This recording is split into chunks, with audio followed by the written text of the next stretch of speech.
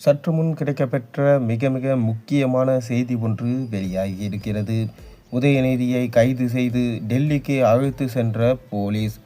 சமூக வலைத்தளங்களில் வேகமாக பரவி வரும் செய்தி. எதனால் உதயநிதி திடீரென கைது செய்யப்பட்டு டெல்லிக்கு அழைத்து செல்லப்பட்டார்? தொடர்ந்து வருகிற 2026 சட்டமன்ற தேர்தலில் அனைத்து பொறுப்புகளையும் உதயநிதியின் வசமே ஒப்படைக்கப்பட்டுள்ளது. தொடர்ந்து திமுக தான் எதிரி என தவேக, அதிமுக, என்டிஏ போன்ற கட்சிகளும் கூறிக்கொண்டு வருகிறது. இம்முறை திமுகவை ஒழித்து கட்ட வேண்டும், ஸ்டாலின் இந்த ஆட்சி இருக்கக்கூடாது என ஒவ்வொரு கட்சிகளும் முடிவு செய்துவிட்டது.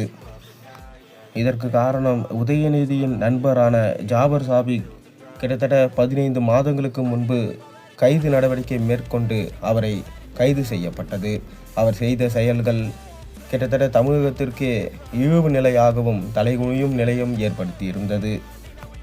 மேலும் அவரிடமிருந்து கைப்பற்றிய ஆவணங்களில் திமுகவின் அடையாள அட்டை போன்ற விஷயங்கள் அதில் இருந்ததாம். தொடர்ந்து உதயநிதியின் மனைவி கிருத்திகா உதயநிதி எடுத்த படங்களில் அவர்தான் தயாரிப்பாளர், ப்ரொடியூசர் என சொல்லப்படுகிறது.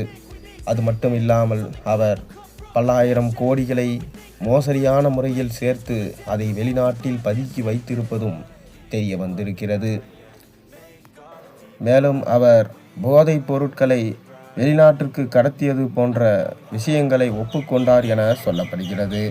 மேலும் போதை சம்பந்தமான விஷயத்தில் திமுக அரசிற்கும் சம்பந்தம் உள்ளது என்கின்ற வாக்குமூலத்தையும் அவர் கொடுத்துள்ளாராம். தொடர்ந்து திமுக ஆட்சிக்கு வந்து இந்த 4.5 ஆண்டுகளில் நீங்களே கவனிக்க வேண்டும். திமுக ஆட்சி வருவதற்கு முன்பு தமிழகத்தில் போதை என்கின்ற விஷயம் எப்படி இருந்தது? தொடர்ந்து திமுக ஆட்சிக்கு வந்த பிறகு இந்த 4.5 ஆண்டுகளில் போதை சம்பந்தமான விஷயங்கள், இளைஞர் கையில் தவறான போதைப் பொருட்கள் போன்ற விஷயங்கள் எவ்வாறு பரவுகிறது? திமுக ஆட்சியில்தான் அது போதை தலைத்தீர்த்து ஆடுகிறது என சமீபத்தில் கூட எடப்பாடி பழனிசாமி அவர்கள் குற்றம் சாட்டியிருந்தார். ஊழல் மட்டுமில்லாமல் போதைப் பொருட்களும் தமிழகத்தில் அதிகமாகி உள்ளது. திமுகவின் இந்த பணவெறி மற்றும் பணத்தாசையால் தான் தற்போது தமிழகமே அழிந்து கொண்டிருக்கிறது. ஒவ்வொரு இளைஞர்கள் கையிலும் படிப்பதற்கு புத்தகத்திற்கு பதிலாக போதை சம்பந்தமான விஷயங்களை கொடுத்து தமிழகத்தையே கெடுத்துள்ளது திமுக.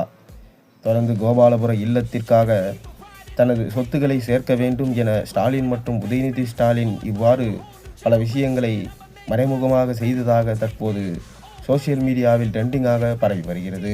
தொடர்ந்து போதை சம்பந்தமான ஆவணங்கள் கைப்பற்றப்பட்டதால் உதயநிதியை டெல்லிக்கு அழைத்து சென்றிருக்கிறார்கள். அவருக்கு எம்மாதிரியான தண்டனை வழங்கப்படும்